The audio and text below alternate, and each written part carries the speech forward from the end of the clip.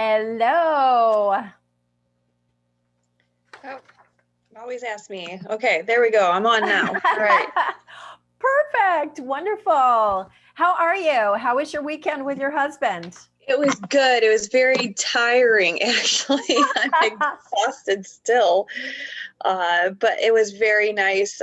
We did some neighborhood scouting, up by Odessa.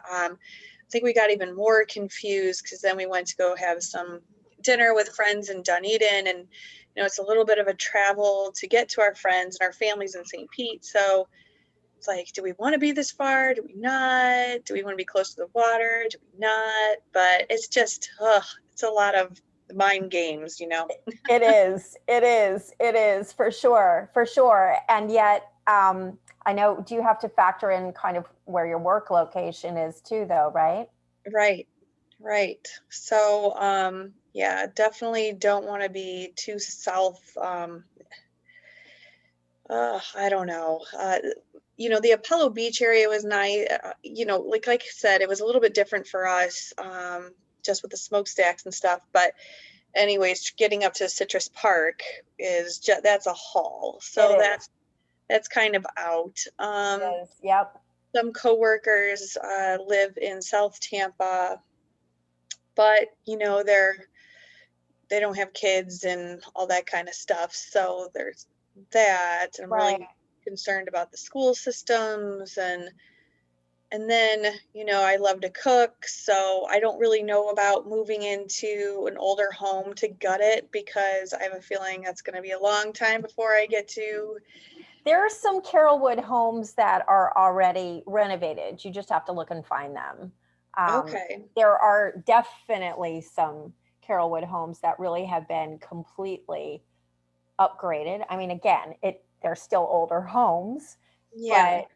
but they have been, they, instead of having all the boxy little, 1980s sort of rooms, they've opened them up for an open plan, added big Nice. kitchens and stuff like that. So, Right. And that's really what I'm looking for, is that open concept this time around, because that's how my house up north was, kind of compartmentalized, and it was really hard to have gatherings because everybody wants to be in the kitchen right. and talking while you're finishing up cooking or whatever, and it was just too cramped. So Exactly. yeah, I definitely want a larger space around my my kitchen to flow straight into my right into my living room and Right. dining area, honestly. Right. And So, there are some, in Carolwood, they're doing some gutting of like, small properties, a few together, and then, uh-huh. and then, you know, um, building new homes in these spaces. In fact, right across the street from you is that, well, not from you, but from, World of Beer, is that whole new little, that's a new community that has popped up, for example. I saw that. Yeah, and we kind of went back there. I think that what my husband, though, he's like, well, they all look the same. They all kind of have that same look to them. So he was looking for a little bit more character Yeah. to just to not have the same kind of, and that's kind of what we have up north too, is just very five models. And Yeah. that's when we built in there, we were one of the very first homes, so it didn't Yeah. really bother us. But then after everything kind of went up, it was, everybody kind of looked the same, Yeah. and it was, well, how are we going to stand out here? So Right. Yeah. I mean, old Carolwood has that going for it, in that each home looks relatively very different. So, if you were to look for a home that had been gutted out, you're going to get more property in general. The homes are not going to be like this, yeah. which the newer homes have. So, Right. Okay. Yeah, the story continues. yes, exactly. Plus, there's a really great park in Carolwood, called West Village, Carolwood West Village Park. I've That heard of, yeah. it's phenomenal. It's phenomenal. Okay. Yeah, it's a new park and it has everything from water features in it to skateboard a little skateboard park to doggy park to that kind of Ironman sort of course to, I mean, Wow. nature. Yeah. I mean, so it has tons of stuff in there. Wow. Okay. Yeah. Yeah. Good So tip. it's great. Yeah, for sure. For sure. Fantastic. So yeah, so bring me up to speed other than that. So after our session and you've had a chance to kind of think a little bit about what we were talking about, what what else has been coming up? Where has that left you? Well, probably what took most of my attention this weekend was having all of that going on. And then Exactly. I actually went and had my an eye exam on Tuesday morning, and I guess now I don't know, it changed. They dilated my eyes, and I had like an allergic reaction. So I I couldn't not be in a dark room for like 2 days, Tuesday and Wednesday. I went back home. It was stinging. My face got real flush.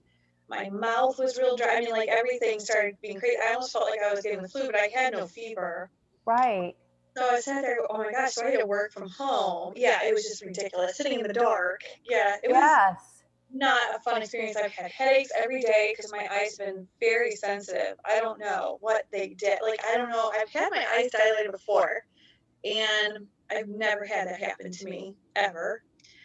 Oh no. So I think that they put some kind of numbing agent, which I've never had, in my eye first. And I don't know if it was that or the other thing. But anywho, I kind of had my attention on all kinds of other things, but I did pick up on a few things.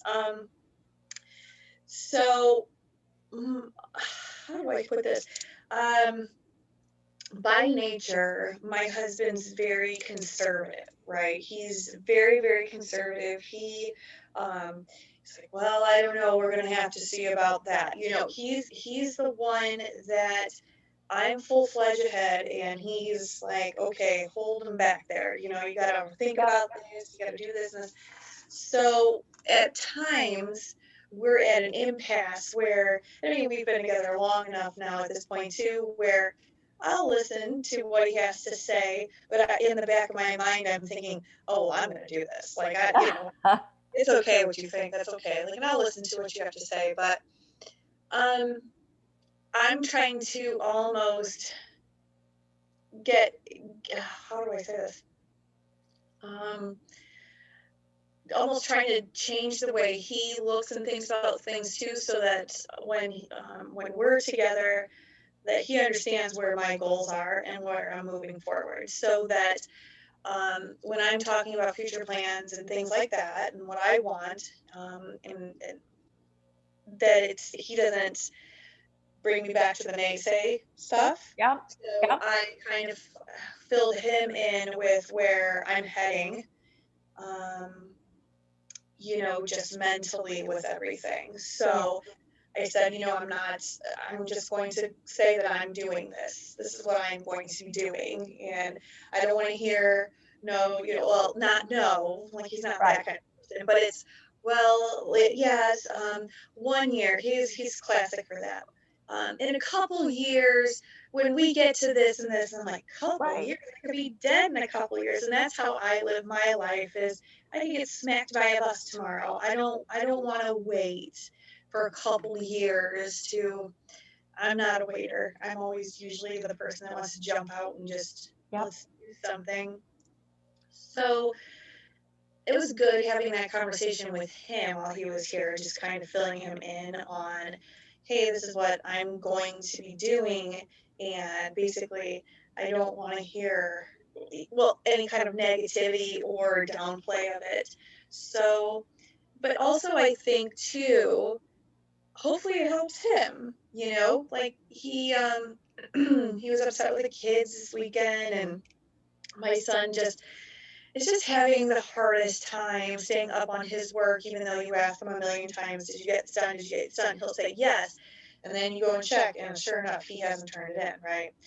Well, now he's back in school this week, which is really great. But immediately my husband was like kind of in a mood, like we're supposed to go out and have this great day. And he's just like, well, Colin's doing this and this. I go, you're here and there's nothing that you can do for Colin right now.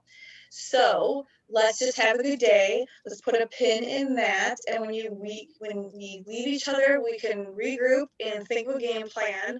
I go, but for today, we're just gonna move forward and be more positive. He's like, okay. So if anything, that's what I'm doing right now is I'm really just trying to change the mindsets of kind of like updating him where I'm headed, Yep. but also just trying to be present in the moment and not think too far ahead at the, oh God, this could happen, this could happen, this could happen. Oh Lord, what are we gonna do? No, it hasn't happened. It hasn't happened. So let's not go there. So, trying to get the brain going there. But I'd say that's probably the biggest thing that I did this last weekend is focus on that. Perfect. And so how are you feeling specifically about some of the inner dialogue stuff? How did that, how are you feeling about all of that? I feel good. I feel good about it. I think it's definitely a work in progress because you can catch yourself saying, I think the hard part for me is this transition period. I'm living in somebody else's home, right? And so what I hope to do here is get a little bit closer to work, get up earlier. I'd like to start my day earlier is what I'd like to do. And get there and get going. And then I work with a lot of people that work late into the evening, but I need them to understand where my cutoff is going to be, those boundaries. Because if I work early, I am going to be leaving. I'm not going to be sticking around to do any more because I want to start focusing on other things I want to do. Yeah. And right now it's like, I have like a sliver of refrigerator room. I have a sliver of room in their closet for this and sliver. I'm just kind of living like a hotel right now. Right. So it's very hard to feel like you have your own life right now. Right. Yeah. I feel like I'm constantly on a vacation, but not really a vacation, a work vacation. Right. Yeah. Workation. Yeah. So, I guess I'm just trying to, I feel pretty good about the inner dialogue and doing that. And I'm just trying to stay positive about where I'm going, forward focused. So, with all the stuff that's going on right now, trying to find a home and get my kids here and my husband and da-da-da-da. Right. But still take that time to think about these positive things for my life. So Perfect. Good. Because yes, it really is. It is something that you don't, flip a switch and all of a sudden it's like, oh, okay, there we go. Yeah. So it is something that you'll listen to and be aware of and very persistent. And sometimes it feels like self-discipline, right? To get yourself back into it. Right. So let's continue to play with the map, the clarity map, and really see where that takes us. So just to go over a little bit, mission was to have created a legacy, a business to pass on to my kids, even to have experienced the whole world and cultures and to have shared it with those I love, to have created a global spa experience, right? Your passion, travels, new cultures, great foods, learning new things, cooking, experiences, giving experiences, creating experiences, social experiences, sunshine, outdoor sports, music, concerts, staying moving, camping, being very hands-on, spas, specialties of each culture, making others feel good, trying something new, dinner parties, music, jazz, blues, acoustic music, decorations, the wine bar, the Poorhouse Wine Bar, monthly massages, and what is that? I know it's not mustaches. Yeah. Huh. I think what I would. Well, we'll come back to that. Yeah.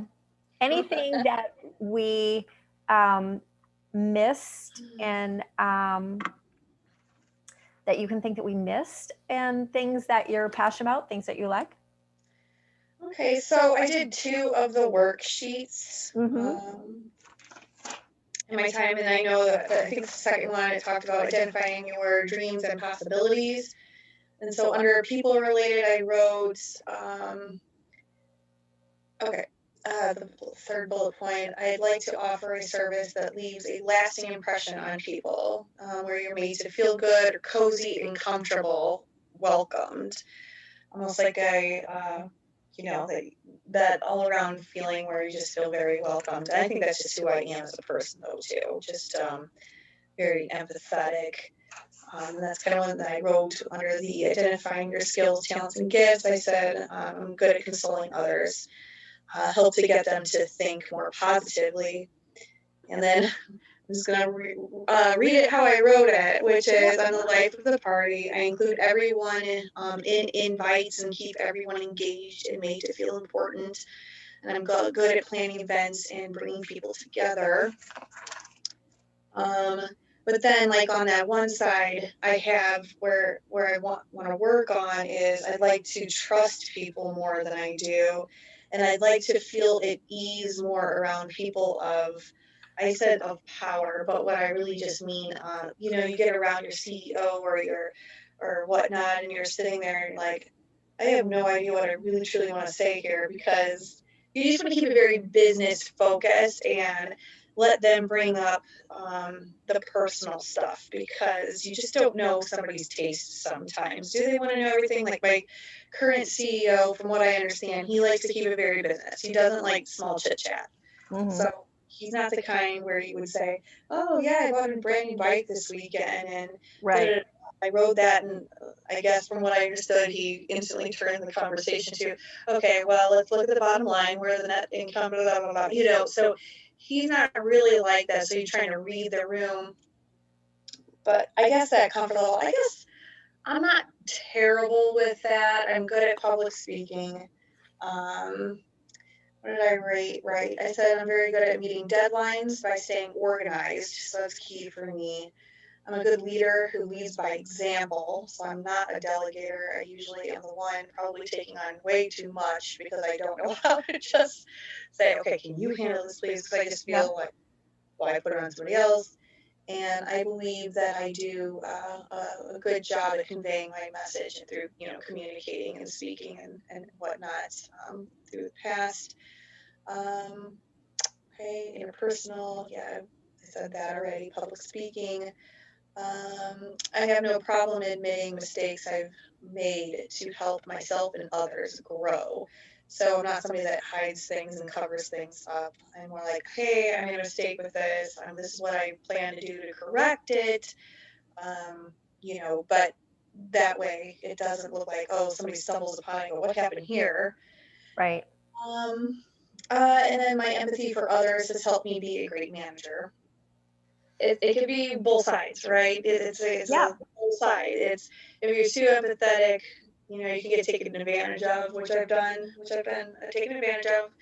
And then on the other side, though, the empathy, I've always been told, you know, by my subordinates that I've been a great manager, just because I can identify and talk through things and just to help relieve people of the stress of work to get to whatever it is, the personal issue or whatever is going on with them, to ease that tension so they don't feel like, oh, now I got to sit here at this job and I'm just going to explode, you know. So normally I say, okay, let's just focus on one thing at a time, you know, da, da, da, da. So I help other people get organized as well. It's actually something I do really well.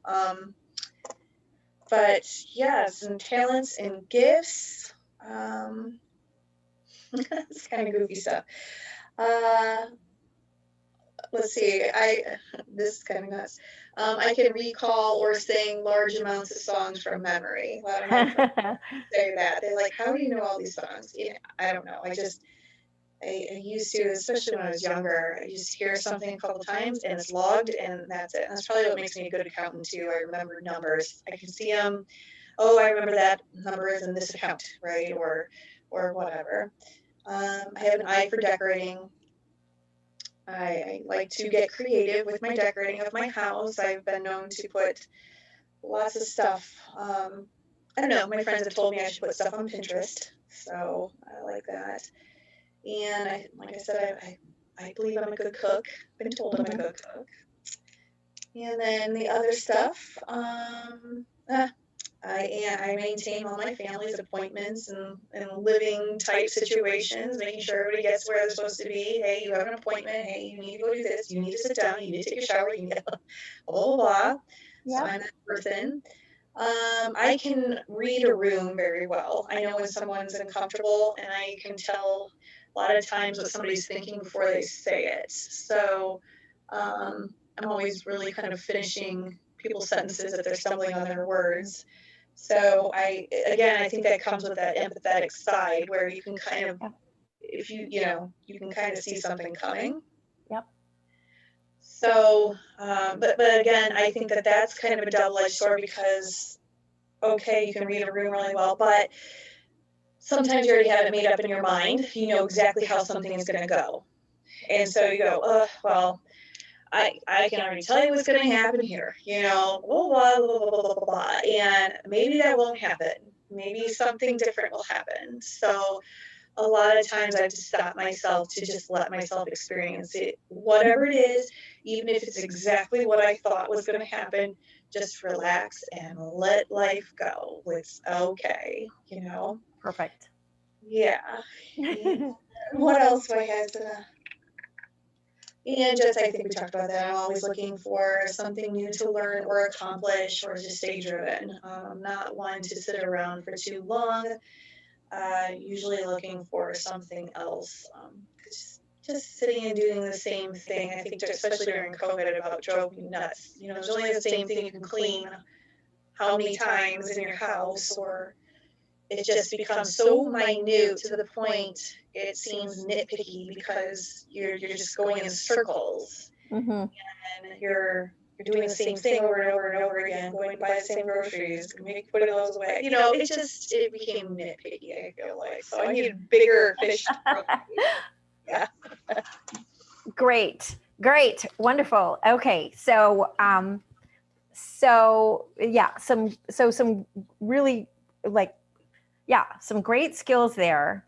And so what about, relative to going back to your planning events, and so you mentioned making people feel really cozy. You're good at gauging what soothes people, what relaxes people. Yes. So, for instance, I will forego if we go out with friends or something. Let's say we have to drive in the car together, and somebody says, well, "What do you want to listen to?" I never pick because I would rather the friend or somebody else pick whatever it is that they want to listen to, because I like so much music that I just feel like, you know, I don't really care. I'd rather them having a good time, smile on their face, than me pick something and possibly that's just not where, you know, that's not what they want to do. Because I just feel like other people's happiness just means more to me.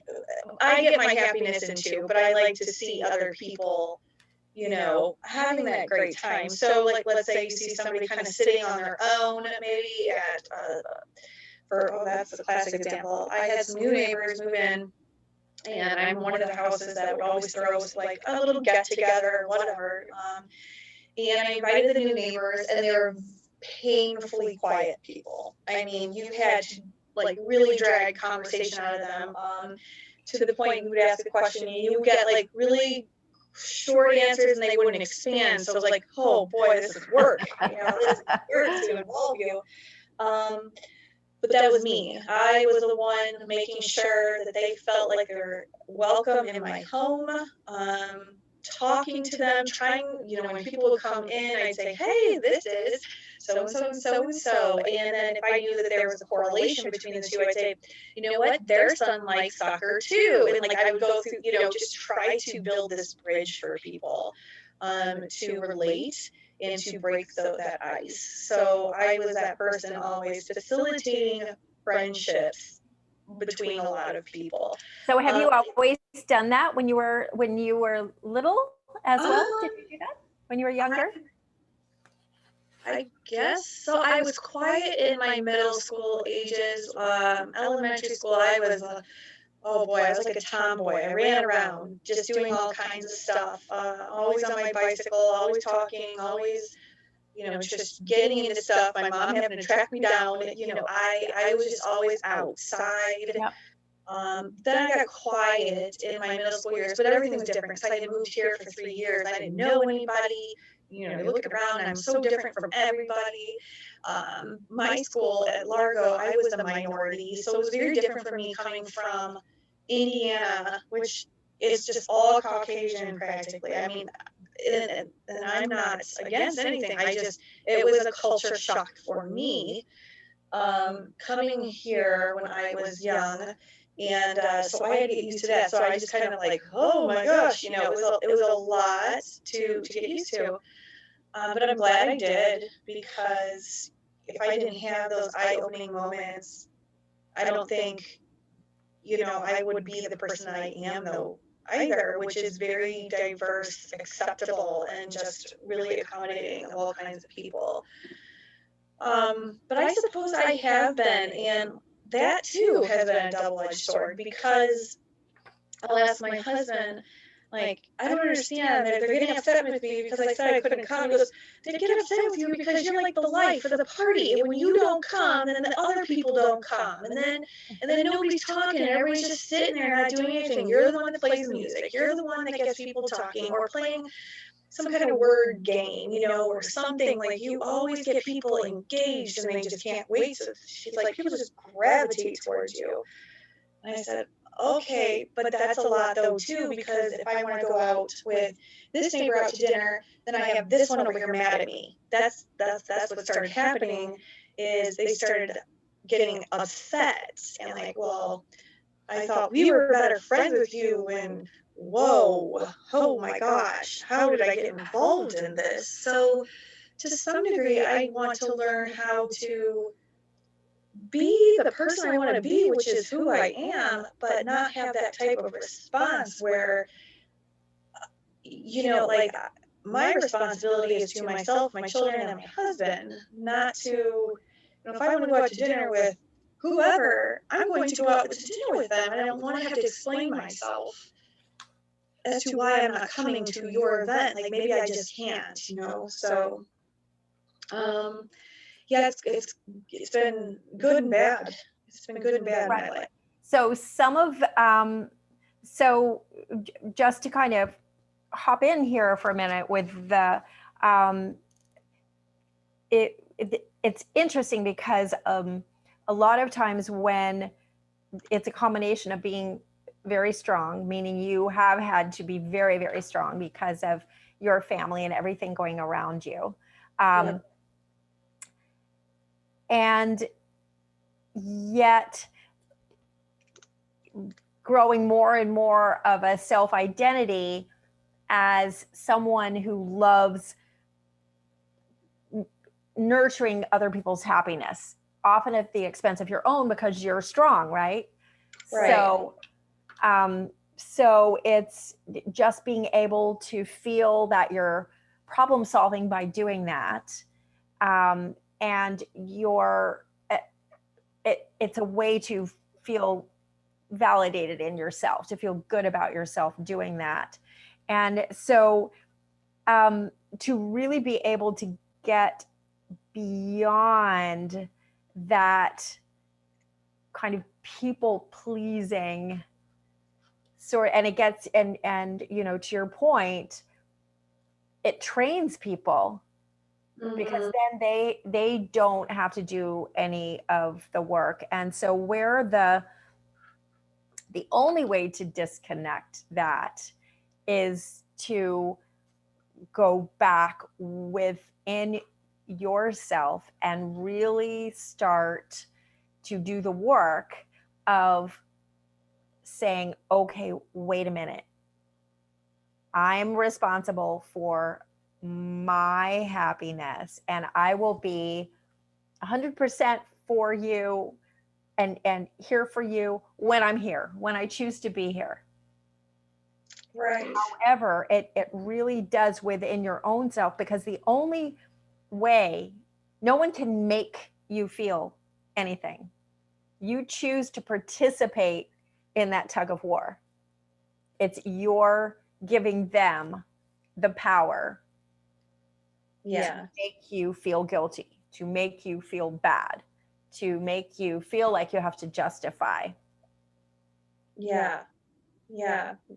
And so it's really taking those steps and doing the work to just reinforce, this is who I am. I can still be considered the life of the party. I still can be considered empathetic. All of that, all of these things that you mentioned, I'm definitely all of these things, without some shape or form of becoming kind of an enabler for other people. And all enabling doesn't have to look like your family, your parents and your brother, right? Enabling can still be like the neighbors who are like, well, because that is their issue. And when you look at that, I mean, you wouldn't look at your children when they were just learning how to walk and scold them for not being able to run, because you realize they're just not capable of doing that.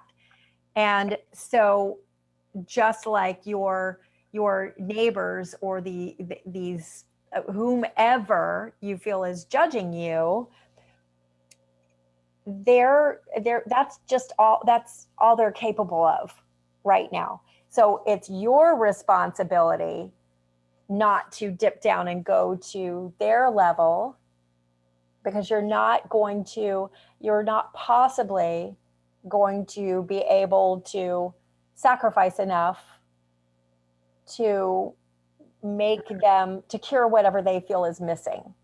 Right. Right? Nor should you even consider that clearly as an option. Yeah. Right? Yeah, definitely. So it's beginning to do the work to say, wait a minute, to catch yourself, become aware, again, that more awareness of, I'm giving my power to them. When you're feeling emotionally that crunch a little bit, that's a hint that you're giving them power that you shouldn't be giving them.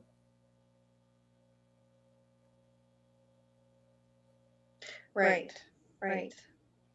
Yeah, I'm just writing myself some notes here too. Yeah, so trying to, I like to see things on paper, because then you can just go back and look at that all the time. And it's definitely, it's something I'm aware of. So I am aware that has been a struggle.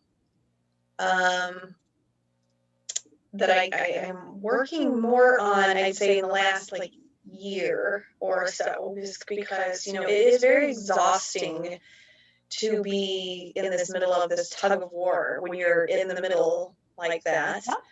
Yeah.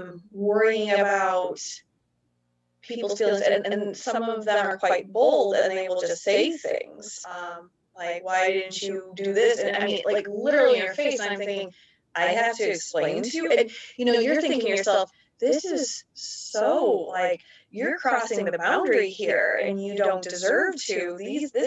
This is my life. So couple of things with that. First of all, remember, as you're to practice more and more, as you're describing those kind of things, even to yourself, it's not, it is, I'm feeling this, because it's connecting it back to your feelings. Because when you say, well, when someone gets in your face and can be real pushy, it's hard for you to really, da da da da da. You're pushing that away from you because you're saying you. I may not feel that way. So it isn't a universal truth, because when you make it a universal truth in this weird way, you don't give your mind an option to behave any other way, to react any other way. Mm-hmm.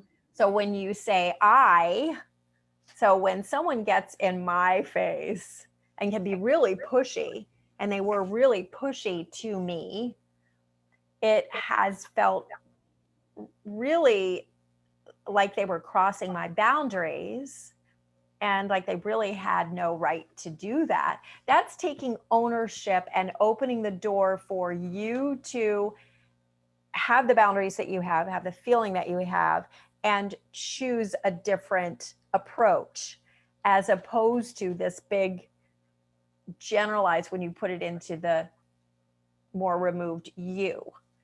Okay. Right. Mm-hmm. And so this is where you really practice giving yourself permission, because honestly, if you can practice not giving their perspective weight, then it will be easier for you, one, to either not be, if someone came in your face about something that you really didn't care about, it wouldn't be that hard to explain, and or just kind of calmly say, I appreciate where you're coming from. This, however, this is really what I'm doing, right? And it's even, that's the way, if someone, for example, before this election, we had been to dinner with some close friends. One of them had quite a bit to drink and started talking politics. Oh. I know, which is not usually a good idea. Never good, yeah. Right. And this man had a very strong opinion about one of the candidates, very pro opinion for this one of the candidates, and was saying, you have to vote for this person. You have to vote for this person. And because, thanks to, again, all the training that I've had, because again, I am right up there with like the people pleasers awards of the, of the universe, right? That's really where I started. And where I lived many, many years is hating any kind of conflict or drama. And I would try to, that would make me very uncomfortable. Progress to the point where really, by giving yourself permission to be who you are, and to say, this is enough. I am lovable like this. I am the life of the party. And if you, quite frankly, have a problem with that, then that's going to be you that are missing out, because then you're not going to get to be hanging around the life of the party. But there was no need to, in my own case, even in this political conversation, there was no need to argue the point, to just say, you know, this is, I totally respect your opinion. However, this is where I feel I am, and you can express your opinion. However, I will just give you the alert that nothing's going to change. So this is where we are. We can have a good time or not. Right. Yeah. But when you, and this is what I'm encouraging you to begin really poking at and playing with, is look at all these amazing qualities you have. You don't need to be abrasive about it, because that's not going to gel well with the emotions that you enjoy being in. Right. But you have earned the right at this point in your life, definitely earned the right, mm-hmm. to begin acknowledging that you are, forget about good enough, I am freaking awesome the way that I am. And part of the way that I am is I am put here on this planet to discover and expand my purpose and my gifts, and to follow those sparks. And I'm responsible for figuring out what that looks like. And on this journey, there are going to be some other really cool people, or not, right. But some other really cool people who I will interact with. But I will never, ever, ever going forward now feel obligated to give you the power to make me feel uncomfortable about something that I feel compelled or inspired to do. Right? Nobody gets to do that. Not even your husband, not even your children. Right. Yeah. Yeah. And I think that's in the early days of our marriage, and just kind of snapping off of that real quick. Yep. You know, my husband's he's an excellent father, you know, to the point, you'll go somewhere and he's always on the phone trying to check on the kids. And it used to bother me a long time ago. Sorry, I have a little gnat flying around here or something. No problem. It was like he was so tied into that I wondered where his attention was with me, you know. And I know that. So, but I guess what I'm saying is, when he's away from one thing, he's always worried about the other thing that he's not next to. So if he's with me, he's worried about the kids. If he's with the kids and he's trying to, you know, how are you doing? So there's always that dialogue. So in a way, I've been changing kind of in front of his eyes over the last, I don't know, several years.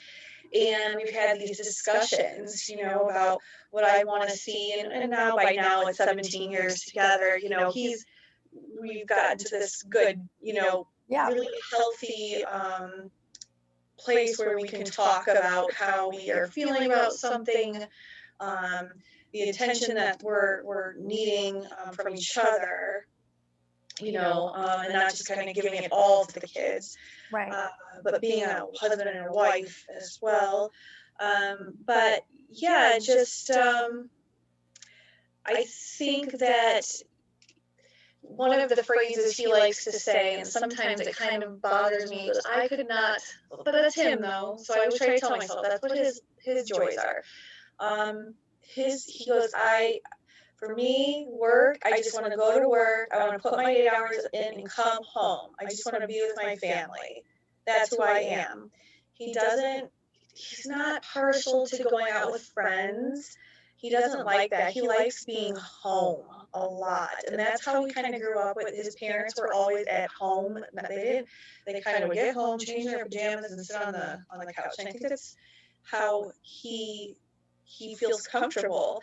But that doesn't mean he tells me, like, if I come home and I say, oh, so my girlfriend, so and so said, hey, you want to meet me down, da, da, da. He's like, have a ball. Like, he's not the kind to say, well, if I'm not going, you're not going. Right. Like, just go. Just please go have fun. Call me if you need me, or whatever.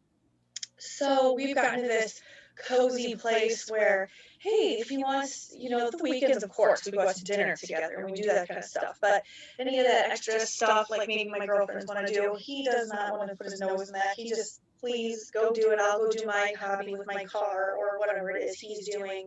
Nobody cares. It's great.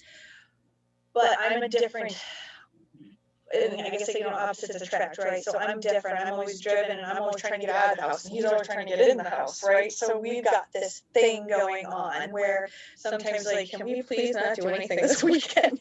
So I have to give him what he wants too. Well, we'll just have a quiet weekend or a couple weekends in a row where he can, fire around with the car because he likes to do cars and he likes to just get involved with different stuff. So, we try to have both worlds. But so when I'm talking about the stuff I want to accomplish, sometimes I think he just sits there and goes, like, oh my gosh, what are you doing now? Just it's kind of like, like he's watching the circus when he looks at me or something, like, oh, here she goes again, but so he's very cautious, very like, are you sure? Well, just one thing at a time, maybe you should just get some rest. Maybe you should just sit down. Maybe you should just, oh Lord, what do you need? So Yeah. I have a lot for him. So. Yeah. Well, I mean, that's perfectly, that's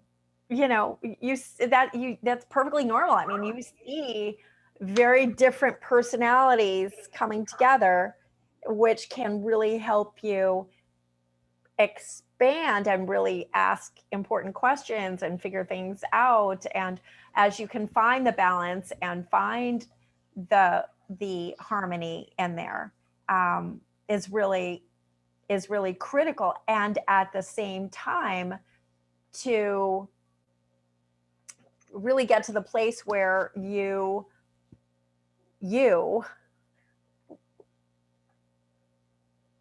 take ownership of finding ways to fulfill yourself in the context of this great healthy relationship, and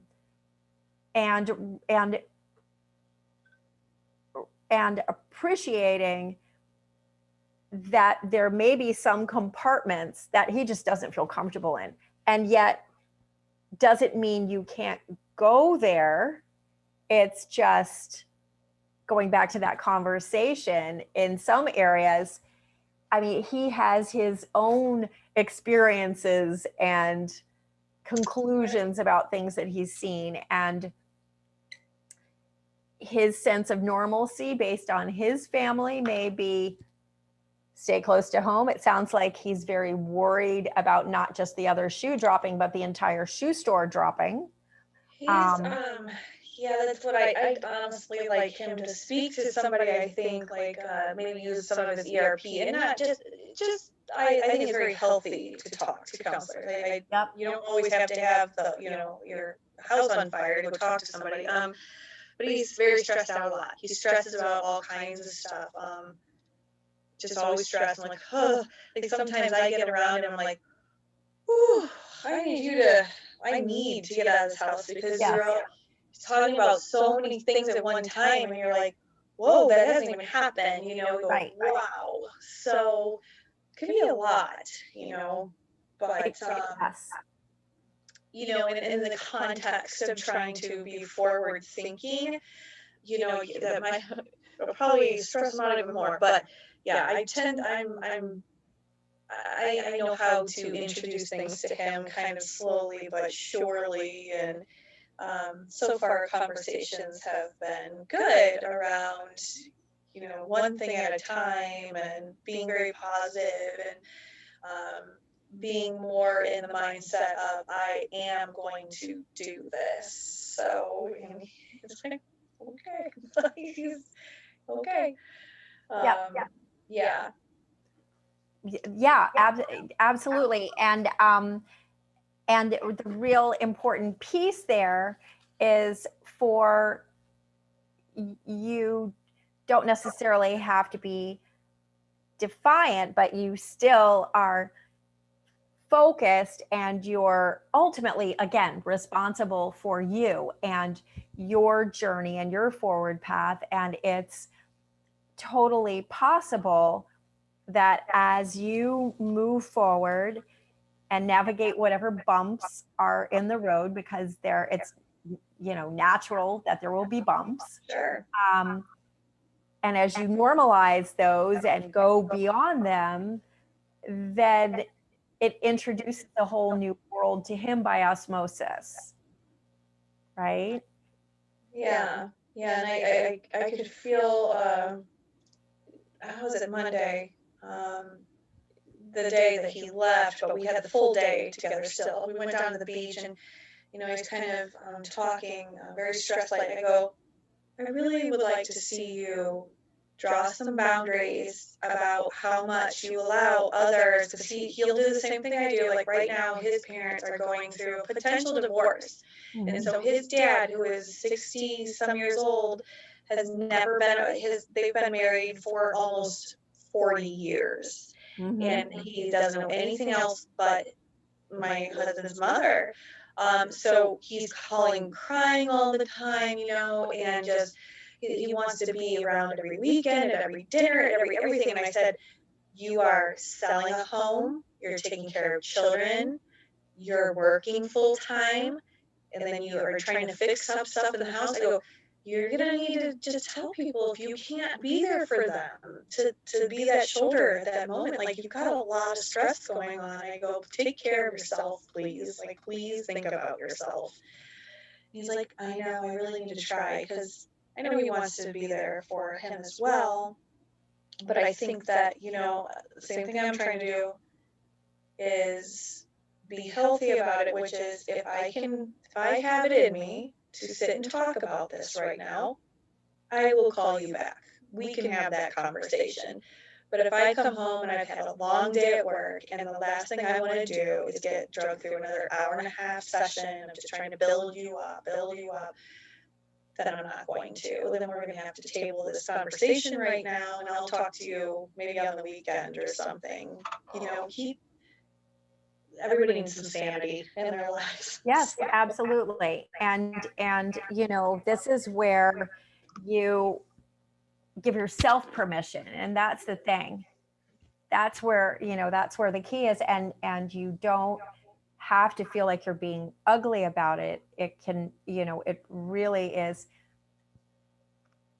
I know that this is where I am. I know, in order to fulfill me and what I am on this planet to do too, to be my best version of myself. So knowing that I want to do that now, how can I work with the circumstances that are in place? So it may be, things like, look, I love you, I support you, and I am more than happy to help you, like, steer you in the right direction for even some professional help. And I feel you, I can imagine. And so, this is going to have to be enough for right now. Right. This is going to have to be enough, and to feel good about it. So, and it's understanding that you can never go low enough. You can't go down and join someone and have that bring them up. Right. Yeah, absolutely. And it may come into play where, look, where you're having a conversation. Look, I know this I can imagine how hard this feels for you right now. And I'm cheering you on all the way. If it's appropriate, I can't imagine someone who, I believe that you will get through it. It may suck right now, but I can't do it for you. Right. But know that you are loved. You are not alone. And I will physically or, verbally be there whenever I can. And in between those times, know that you're in my heart. Right. And, Yeah. And like I told him, like, right now is just such an intense time for us. And so when people, have their own grief or whatever's happening, they're not thinking about you and what you might have before they come after you. And then it just seems like, like a roadkill, like there's nothing left for me to give right now, but you didn't even ask me how my day was, it's what about me? But yeah, I think we're both helping each other just be like a cheerleader with some of those boundaries and stuff like that too. Sometimes when, maybe I'll be like really tired and I don't have it in me to like really, get into it with people. We have like this look we'll do if we're somewhere, and I just want to go home, and I don't want to explain why I want to go home or any of that. Because I don't mind doing that, but there's sometimes you're just like, I'm just tired. I don't want to get into it with anybody right now. I just want to go. I want to lay down. I'm exhausted. So I'll look at him. He's like, like, oh, he's ready to go. He has zero problem saying, okay, we're leaving. So he's like, blame me. I don't even care. Let's get your stuff done, ready to go. And I'm like, okay. He's just like, I don't care. I'll take the heat. Let's just do it. I'm like, oh, it'll just thank you for helping me through this right now because I didn't want to deal with that person, And nobody questions him because he's just always been that guy. He's just always been the, I'm tired. I'm done. Ready to go home now. Right. So. And to, as kind of a case study with that, is really saying people accept that. Mm-hmm. Yeah, absolutely. Like, don't even think, oh, is he upset with that? Like, I get, like, why? And so for you, this is new area for you, a new skill for you to develop, right? Yeah. It's saying, even if it's, finding your words, whether it's, all right, I love you guys. We're not, I wish we could solve this today. And I want to have tons to give to you. I am losing steam here. So yeah, hold that thought. I know you've got this, we're cheering you on. Right. And, yeah, sending you energy, keep, right. keep right. going. And I am so sorry that it sucks right now, but from what I'm seeing, what I'm hearing, there is no question in my mind, you will make this through. You will make it through this, whatever that means. Yeah. Whatever that means. And you've got this. Right. And we believe in you, right? Instead of we don't believe in you, we have to solve yet another problem for you. It's like, look, right. I wish we could solve this right now. However, some things, aren't meant to be solved right away, right? Right. They come to more fruition, and maybe this is one of them. And I would love to pretend that I have all the answers here, but what I do have is I empathize with you more than I can express, and so I want to give you my best. So for now, I'm going to say goodnight. I'm going to say goodbye. Yeah. know that I love you, that we Right. care about you. We're cheering you on in the background. And, we will see you soon. Yeah. Right. Right. Definitely working on all of that. Yes. Right. And it's, Yeah. and it's giving yourself permission, because when you have had a pattern of not doing that, and especially having gotten used to the luxury of having your husband who can do that, you start, again, goes back to those self definitions. Which ones are serving you, right? And if you've been defining yourself as someone who has a hard time doing that, I've always had a hard time doing that. Okay, doesn't mean you do today. If you give yourself permission, if you're not holding a secret conversation within your subconscious saying you're a bad person if you do this, you're not going to be, that means you're not there for them. That means you're not being supportive. That means you're not being empathetic, and you're an empathetic person. You better stay here, another 5 years, because that's how an empathetic person, if you were really empathetic, that's what you would do, right? It's like cutting off that conversation and saying, wait a minute, that's bogus. Yeah.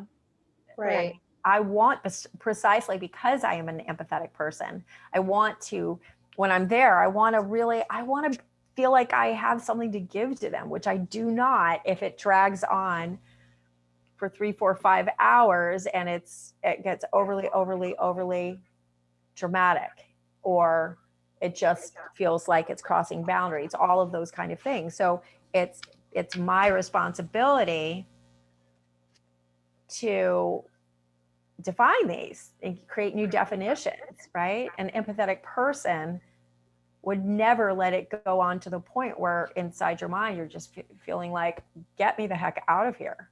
Mm-hmm. Right? Yeah. Yeah.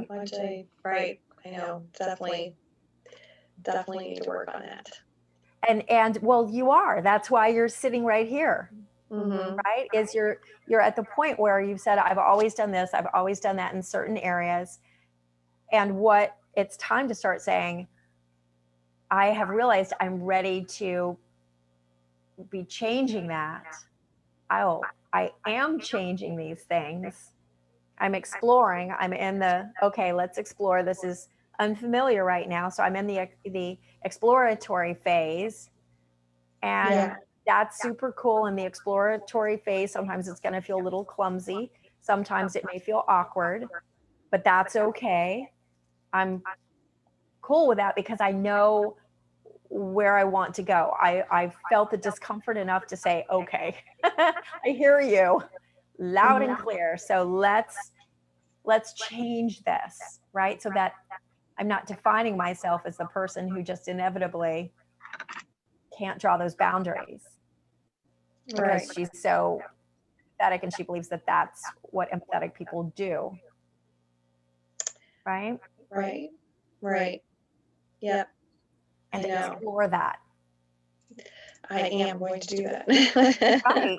And it's what's interesting is you can play with some words that you don't necessarily associate with some of the new behavior patterns you're trying to do. For example, it's that, again, in that conversation, saying something very empathetic, like, I mean, I can only imagine how this must suck right now, or how this must feel right now. And there's nothing that I want is for you to be through this. However, what I also, I feel you, and I want to be here 1,000%. And I realize what I'm hearing, what I'm seeing, as much as we'd all wish, this problem's not going to solve itself right now. And sometimes, I know it's so fun to hear this, but some things take time. We just have to work through it. And I'm here for you, but I've got to be able to be here for you. So I love you. I need to go recharge. We'll pick this up later. I love you. I'm going to go recharge so I have more to give you, right? So I can really be here the way that I like to be here. Right? Yeah. You are, that kind of, and playing with that and finding out how that feels, rather than feeling like see, there's a part of our brains that is like, I don't want to be bitchy, right? To just be blunt, right? I don't want to be a bitch. And so if I say, okay, I'm ready to go, that's what a bitchy person would do. That's what a bitch would do. So if I do that, then I'm being a bitch, and I don't want to feel like I'm being a bitch. So in your mind, you have to orchestrate when you're not actually in the heat of that situation.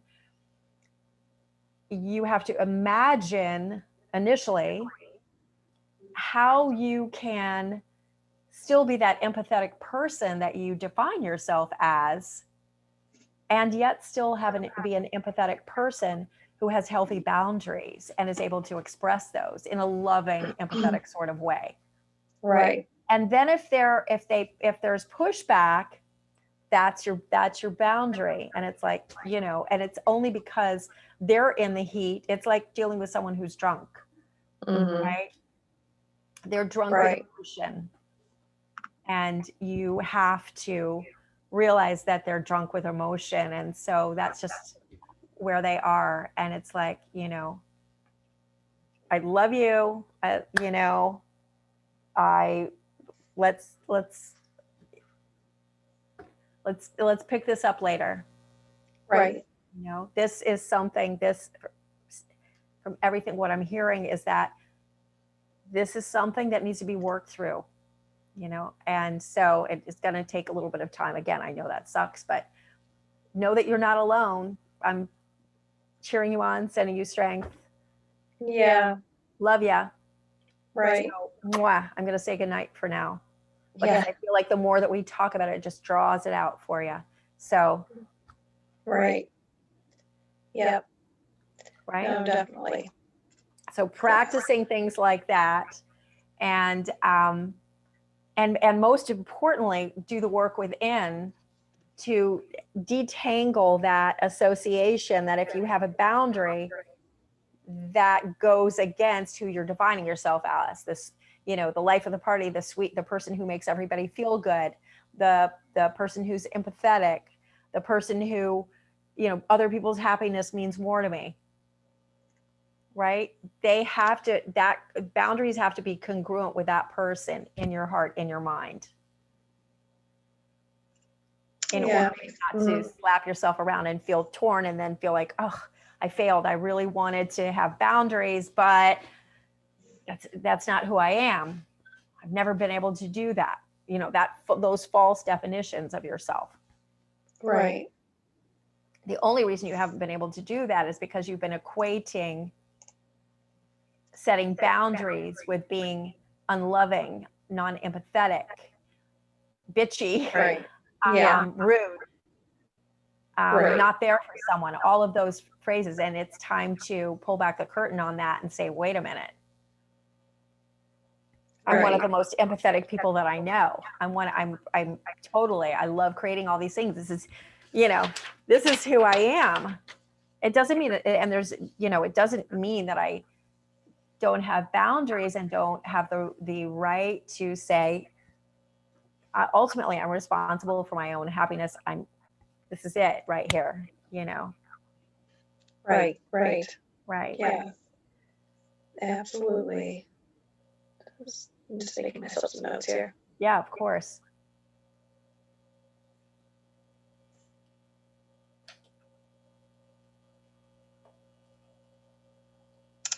Yeah. That's definitely something I've always known I need to hone in on. So it is tough. Just and it's just so deeply ingrained. It's come from a long time ago. I'm going to hop in 1 second.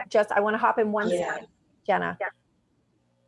It is hard. It is something that is ingrained. That's the present tense. Yeah. Remember our last session. What are you reprogramming back in?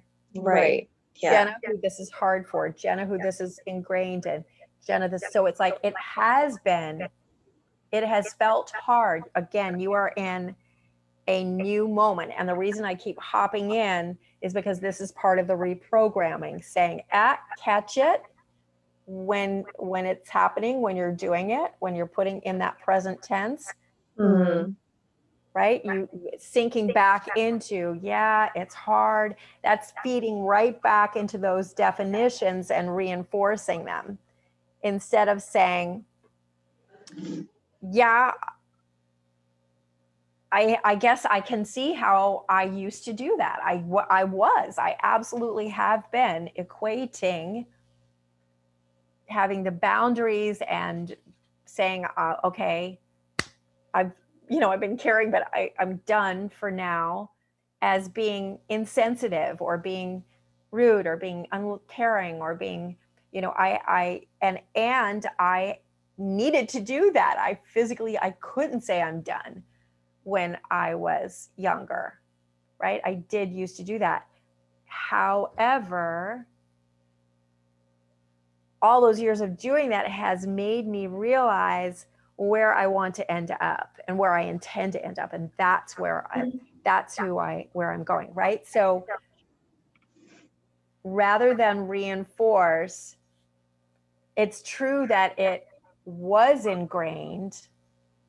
It doesn't have to be true that it's going to stay there. Right. So I'm ready to detangle. That's as true as saying it is ingrained. Well, in this moment, maybe sort of, that could be a variation of the truth, but it's also a variation of the truth of, I'm excited to untangle all that. So can toss that out, that chapter, that whole part of this book out. Right. Yeah, definitely. And that focuses your subconscious on the potential of a solution and actually accomplishing that, instead of immediately taking your focus back to, this is who I am or who I have been. Right? You don't have to be that way if you're looking over here. It's making the choice. Are you going to define yourself more by the painful experiences of the past or the potential incredibleness of your future? What are you going to focus on more? When you start focusing on that and letting this just be wisdom and or data and or things that have helped to decorate who you are, your castle, then this gets very bright. And you don't have to, you don't necessarily, if you were to take your house, for example, and you've got your decor in your house, you don't, just because you put one couch in there 18 years ago, doesn't mean you have to keep that couch in there for the next 20 years. Right. Yeah. And so it's time to rearrange the furniture a little bit and get rid of the things that are outdated. I agree. I agree. Exactly. So they're little fine-tuning things. So, and I hope you don't mind me popping in and catching them in progress. Mm-hmm. Because that's the way that you start being able to become aware when you're inadvertently, and that's what I call blind spot thinking. It's when we don't even realize where we're getting in our own way and creating landmines. Mm-hmm. Right. Because you can't change something if you're immediately programming it back into your mind.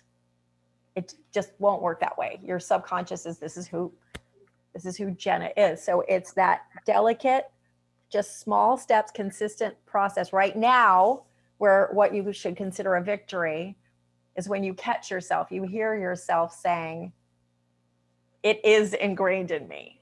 It's like, oh, I heard it. Awesome, cool.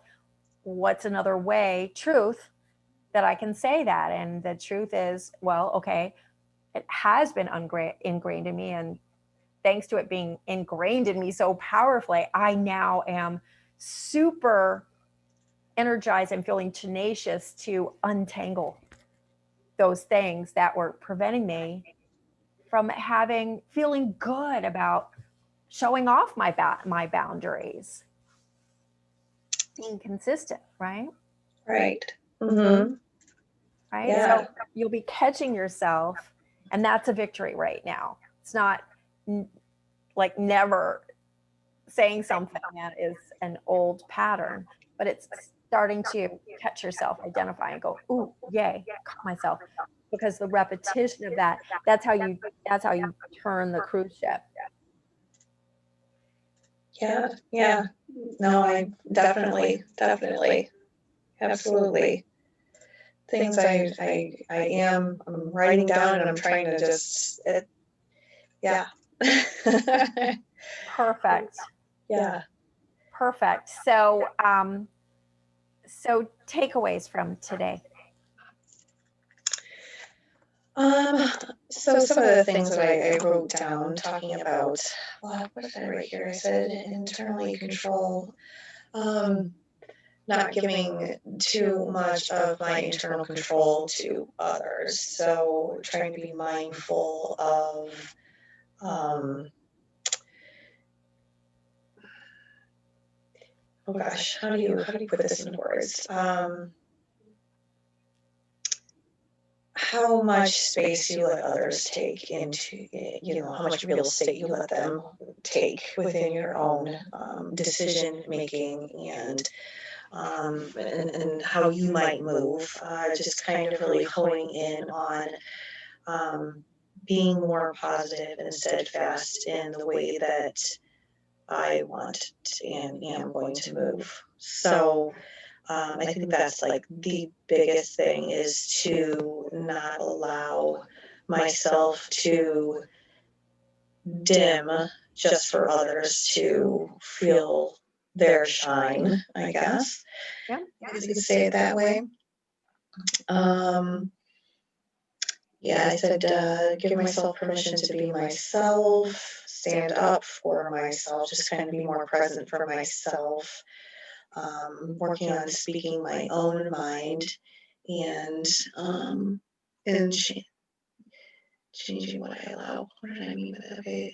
Yeah. So kind of just, I think I already kind of said that. Working on just changing on what I allow. There's so many things there with that. Well, we talked about the boundaries, but also for me, it's how long something might affect me. If somebody says or does something, kind of really just changing the way I allow that to kind of just keep that focus within my brain, just kind of expelling that, not feeling like, oh, that was uncaring, that was this, that was that, and playing that over maybe in my brain 1,002 times. Just kind of saying, it is what it is, and we're moving forward, not dwelling on how something went. So, yeah. Sorry, I'm being a little more quiet. My roommates are back now, so just yeah. No problem. No problem. Yeah, so I think that being just being more present for myself. Like, really standing up for myself, being, and I guess, I'm so used to that, but yeah, I just feel like I'm going to move forward with that thought of, well, if I want to listen to the song, that's what I'm going to say. That's what I want to listen to too. So here's my opinion. Here's what I want to listen to, or whatnot. So that while it is going to be hard, I'm going to stick up for myself a little bit more.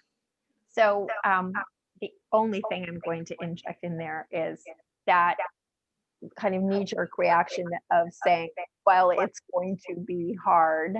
Do you really want to program that in there? Yeah. No, I just it's that reflex, that right? It's a reflex. that thought that I know how I'm going to feel.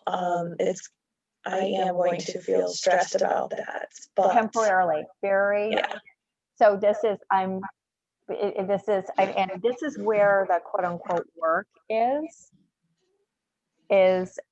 I know how I'm going to feel. I am going to feel stress.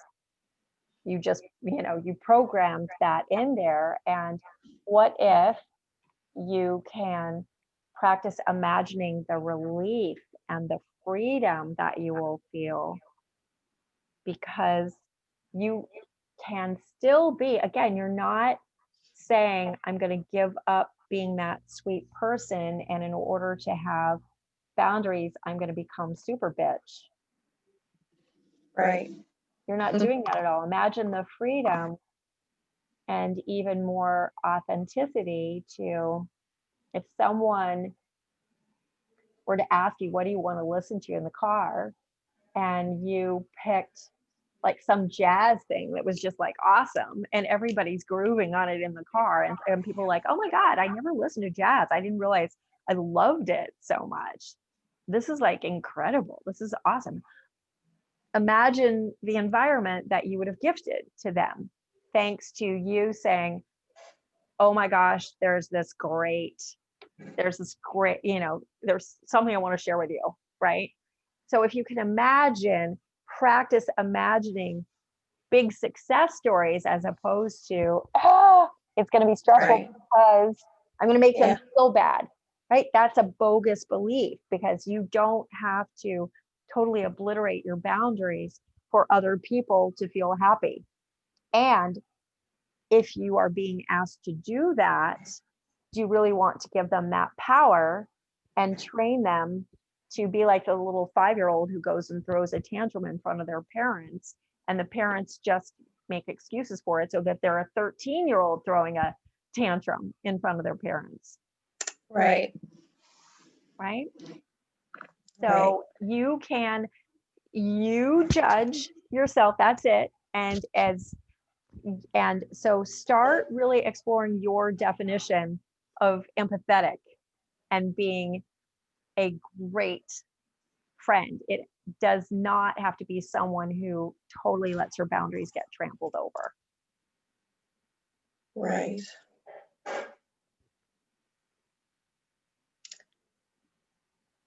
Okay. So do you feel like you have some, I know these are kind of inner game actions for right now.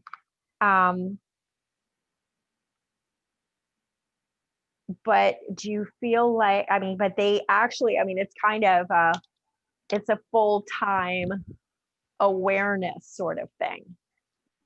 It is. It is. So it does. It takes work.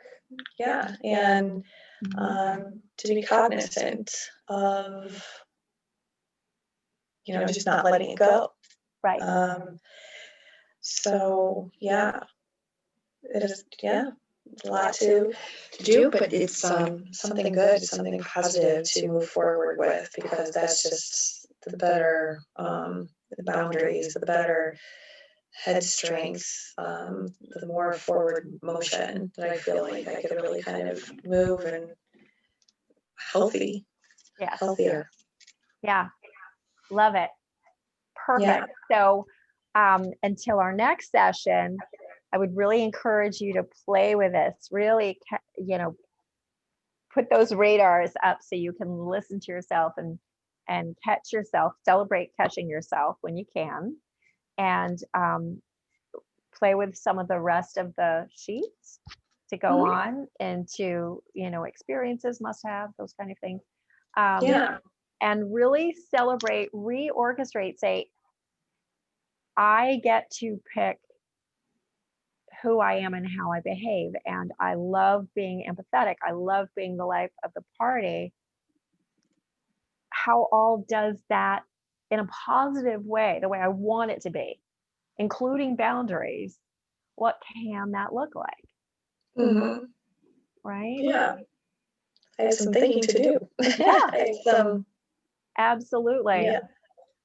Right. And there are even some ways, like if when someone like comes in your face, if you're not freezing up, or even if you like I mean, you probably have seen people do it, right? If someone comes in their face and they're like, oh my God, you know, I love you, you know, I love you. Come on. Oh, you know, let's not get your, you know, your britches all tied up in what. I love you. I just want to go over there. And that's, you know, what do you want to do? When can we do something completely diffused, right? Instead of like, oh my God, right? It's what it's meaning in here to you. If you're like, oh my God, conflict in my face, drama, flying back to memories of when you were a child, then it's going to mean something different than if you're like, you know what? I'm empathetic. I make people feel great on my terms. Yeah. Yeah. Yes. All right. So you have some fun things to play with. And if you clearly, if you bump up against anything, just reach out to me. But otherwise, we will play with more next week. Sounds great. Yeah. Right. Yay. Absolutely. Congratulations for all the good work that you're doing. Thank you. Thank you. Yeah. And I will see you next week. All right. Have a good evening. Thanks. You too. Bye. All right. Thank you. Bye.